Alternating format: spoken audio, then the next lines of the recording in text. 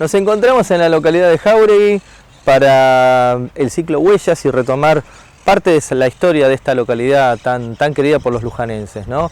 Hoy no nos vamos a dedicar a lo que fue el molino de Jáuregui, a lo que fue la cesión de los terrenos para la estación donde estamos ahora, para lo que fue Jáuregui Juniors, un núcleo poblacional interesante que había en la zona sur, con una comisión de vecinos, una escuela, sino que nos vamos a dedicar a una segunda parte que tiene que ver con Jáuregui en sí, su identidad. La llegada de Julio Steverling, la llegada de la algodonera Flandria y todo lo que tiene que ver con una visita especial que vamos a hacer al Museo Algocelán dentro del actual Parque Industrial. Nos va a acompañar el licenciado Claudio Twis, que nos va a contar un poco todo lo que tiene que ver con este empresario tan emblemático de Jáuregui. Nos va a contar un poco lo que era trabajar en la fábrica y por qué no también entrar al museo donde está el resguardo y la identidad de la fábrica en el pasado, en el presente y en el futuro.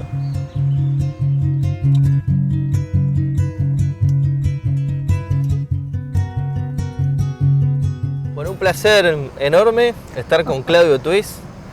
Yo no sé qué título ponerte porque son muchas cosas, ¿no? Pero muchas cosas buenas en lo que tiene que ver con el patrimonio, con la historia.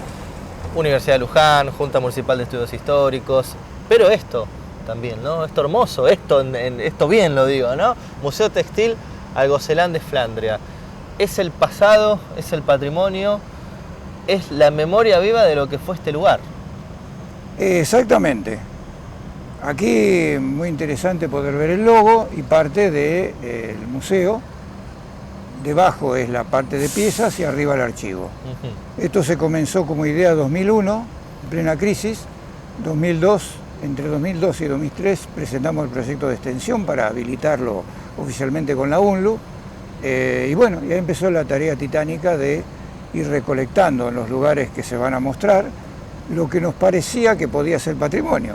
Pues acá Carlos Di Forti, cuando vino, su gestión fue muy clara: yo vengo acá a producir. Y bueno, lo que había a él no le servía, porque toda esta planta que ustedes ven era para generar diversos tipos de tela. Ahora los procesos textiles se han achicado enormemente y él solo precisaba una parte. Lo demás iba a ser parque, entonces se iban a incluir otro tipo de empresas. Y acá cuando vino Tutti vino acá. Lo que había dentro era rollo de hilo, telares. Había que adaptar todo. Eso volaba todo y venía la maquinaria nueva. En ese lapso nosotros podíamos sacar las cosas. Una tarea titánica, ¿o no? Tuvimos más paciencia, sí, porque sabíamos lo relativo de lo que podíamos recuperar. Salvo el yacar, que está en el museo enterito, o casi entero, los demás no podíamos transportarlo, porque estaba todo lejos. Bueno, va a ser un placer conocer este museo, conocer la historia de Steverling, conocer la fábrica con vos, bueno, con tu conocimiento, con tu voz. Y así que bueno, pasemos al museo y veamos un poco todo lo que fue este lugar tan emblemático con una perspectiva de pasado y una perspectiva de futuro. Marchamos al museo. Marchamos al museo.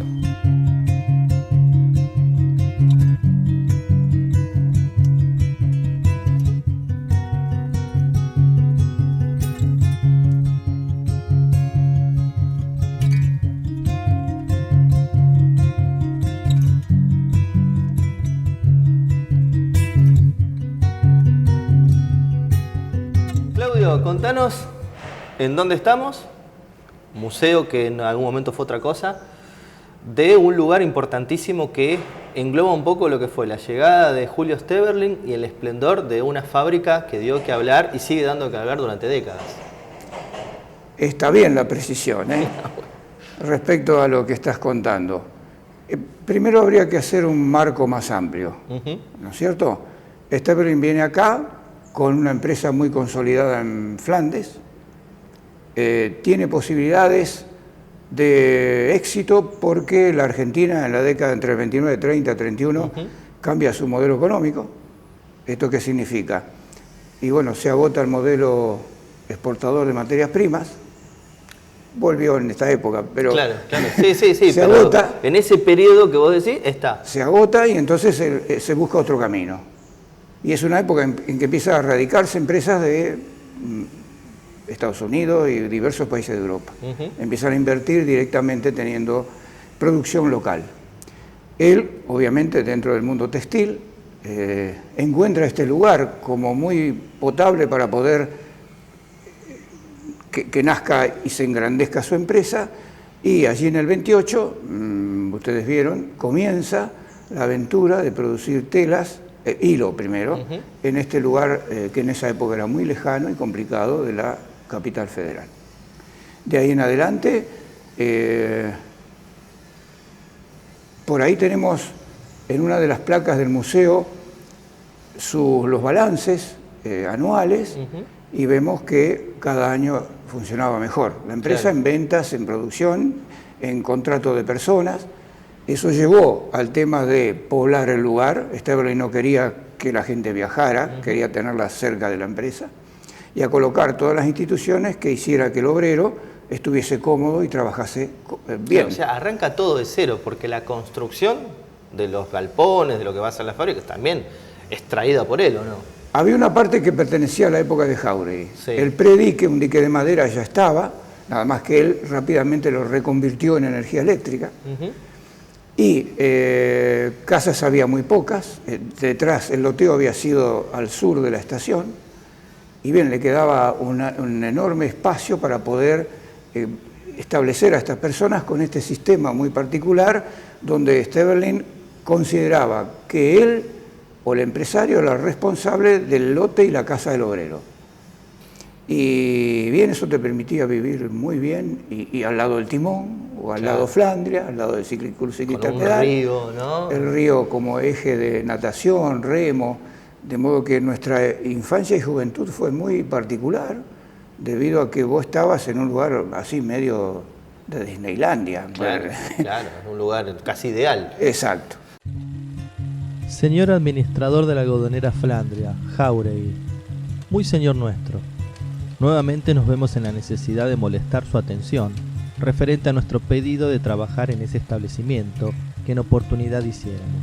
Tenemos conocimiento que prefieren obreras que estén radicadas en esa ciudad para una mayor seguridad del fiel cumplimiento de su deber, pero si ese fuera un motivo para que nosotras no pudiéramos pertenecer al personal de ese establecimiento, prometemos a usted que no habría ningún obstáculo que nos impidiera el cumplimiento de nuestro deber y nuestra palabra. Che, Claudio, ¿y se sabe más o menos la cantidad de gente que al comienzo entra a trabajar a la fábrica? Bueno, de acuerdo a las investigaciones de Mariela, que después no se continuaron, que son hasta la década del 60, cercano a 2.000 de empleados directos. O sea que una empresa... A ver, yo trabajé para Flandria y no estoy seguro en los registros, porque hacía trabajos vinculados a la sociedad de fomento de Villa, claro, Flandria, que seguramente eran pagos, era muy común el pago, ahora diríamos en negro. Claro. Sí, sí, bueno, sí, vos sí, cobrabas sin estar en planillas, ¿no? Exacto. Así que había mucha gente que tenía ese tipo de trabajo extra. Y recién vos decías también el tema de balances, ¿no? De lo que fueron las ventas, las compras. Ese esplendor, ¿cuándo llega? ¿Cuándo lo tiene? Que vos decís que hay un récord de ventas, hay un récord de... Hasta el 70. Hasta el 70. En la década del 70, recuerden, en el momento en que el gobierno militar toma el poder, ahí hay un intento de apertura. Esa apertura comienza a mostrar fallas en la empresa de Flandria. ¿Por qué? Y porque en el resto del mundo se estaba produciendo la tercera, cuarta revolución industrial, discutámoslo, y comenzaba la microelectrónica a tener efecto en las máquinas. Claro. Y entonces desplazaba rápidamente en precio. Hay un cambio de paradigma también. Exactamente. ¿No? Que acá no se vio bien, ni se reconoció para adelante, porque quedabas totalmente retrasado a los precios de otros países en cuanto a la venta del producto, porque no podías competir. Como informáramos en su oportunidad, con la crudeza que nos caracteriza, la huelga ha sido motivada por la actitud arbitraria de la patronal, que, sin causa debidamente justificada, despidió a 2 de sus obreros. Posteriormente se realizaron gestiones tendientes a la reconsideración de esa medida, las que, en virtud de la intransigencia patronal, fracasaron rotundamente. El gremio, en lógica y humana reacción, adoptó la postura aconsejable en defensa de sus afiliados cesantes. ¿Cómo fue la relación entre la fábrica en la época del peronismo? Nombraste por ahí que Eva Perón tuvo alguna injerencia también. Bueno, podríamos dejar a personas que saben mucho de esto. Yo he leído algunas cosas, con lo cual mi palabra es totalmente relativa, pero bueno, esas anécdotas populares nos llegaron. Respecto a algunos de los conflictos con sindicatos muy duros, ante una huelga muy larga provocó que, ante los fracasos de los distintos personajes para poder levantar, eso habla de la fuerza que tenía esta fábrica, llega a hablar con Evita. Y de ahí viene la famosa anécdota que cuando terminan de hablar y solucionan el problema, pero fíjate hasta dónde hubo que llegar, Evita le toca la rodilla a Sterling y le dice: lo que no puedo perdonarte es que vos hayas hecho peronismo antes que nosotros. Esta frase a qué venía, y que Sterling, con esta idea, con esta concepción europea vinculada sobre todo con los empresarios católicos y las bulas los documentos papales, consideraban que al obrero lo tenías que tratar como un ser humano. Claro, y entonces él dio un montón de beneficios enormes que después los va a impulsar masivamente el peronismo. Estamos en un lugar, ¿no? La mujer obrera en sus diversos roles, como dice este panel. Contanos un poquito eso, cómo era que la mujer en esa época tenga un rol específico acá adentro. Mientras vos me hacías la pregunta, yo miraba las fotos, y vos sabés que en los museos es muy importante que esté representado todo el mundo, si no haces un museo sesgado. Totalmente. Es decir, Sterling pudo hacer esto porque había gente que trabajaba con otro nombre. Fíjate, vos ahí tenemos a la mujer de Sterling, a María Alicia, pero tenés a las chicas en el pedal, en el desfile, trabajando en actos religiosos, en fiestas, esta recuerda el fin de la Segunda Guerra Mundial, o saliendo y entrando de la empresa. Decíamos el rol de la mujer, desde aquella a esta, ¿no? A todo lo que incluye a todas las mujeres. Cuando yo cuento esto, a veces la gente se enoja ahora. La mujer, cuando tenía su primer hijo o hija, no podía trabajar más en la empresa. Para para el sector empresarial, vos tenías que cuidar a tu hijo. Podías volver después cuando tu hijo era grande, enviudabas o lo que fuese, pero se terminaba tu rol de trabajadora. Aquí hacían determinadas tareas, sobre todo las que tenían mucha habilidad con las manos. Claro. Obviamente la mujer en eso es mucho más hábil. Tenemos que estudiar si ganaban más o menos que el hombre. Ahí tenemos los libros de sueldos y habría que investigarlo. A ver, si uno explica algunas cosas, ¿cuánto será? ¿El 10%? ¿El 15%? ¿El 85%? ¿90%? Hay que investigarlo. Y bien, vos te imaginás, trabajando el esposo y la esposa, vos rápidamente lograbas el bienestar para tus hijos. Eso realmente era muy interesante. Y Sterling, la mujer tuvo así un rol social, no muy común, vinculado a la ayuda de las personas que eran muy necesitadas.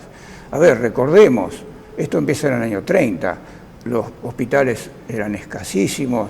Nosotros en nuestro pueblo empezamos con una sala de primeros auxilios, que después terminó siendo la clínica San José Obrero, pero estamos hablando de la década del 60-70.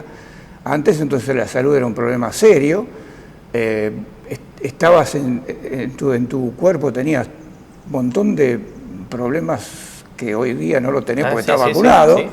Y entonces ayudarlas fue una de sus tareas muy concretas. Habrá que escribir la vida de Gonet, de esta mujer, seguramente, porque haber vetas muy importantes. Vas a tener que hacerlo. En tus ratos libres. Mi reloj. Ya Teresa me invitó, tiene 2 o 3 libros en cadena. Me dice, Claudio, bueno, no se puede todo, es algo tremendo para los que nos gusta hacer muchas cosas. Y en ese rol que tenía ella de ayuda a los hijos, esposas o padres de los obreros, es que encuentra la muerte.